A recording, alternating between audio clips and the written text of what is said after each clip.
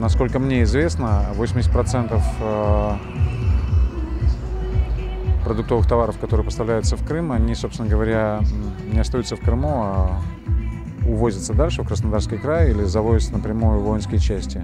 Так вот, это препятствие бизнесу на крови, наверное, не следует называть блокадой. Это скорее гражданская акция, направленная, во-первых, на то, чтобы дать понять проукраински настроенным крымчанам, не только крымским татарам, но и всем жителям Крыма, которые ощущают себя гражданами Украины, что здесь, на материковой Украине их не забыли, что о них помнят. 1,5 года – это более чем достаточный срок для того, чтобы определиться, продолжать делать бизнес на горе других людей или все же вспомнить, что должна быть и совесть, а не только деньги.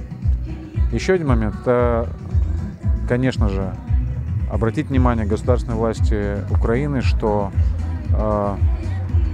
гражданское общество, в данном случае патриоты Украины, и крымские татары, и украинцы, и представители добровольческого украинского корпуса «Правый сектор», и просто неравнодушные люди и жители Херсонской области, они готовы взять инициативу в свои руки. Наверняка это будет сопряжено с тем, что на активных людей в Крыму и из числа крымских татар, и из числа проукраинско настроенных жителей Крыма будет оказываться возможное давление, то есть оно усилится. Но эта акция, как раз вот одной из целей этой акции как раз является то, чтобы дать понять оккупанту, что если такого рода давления будут продолжаться, то они будут получать просто адекватный ответ. В Крыму от голода никто не умрет, и поверьте мне, никто из стоящих здесь людей не преследует этой цели. Просто когда на горе людей делается гешефт, этому надо положить конец.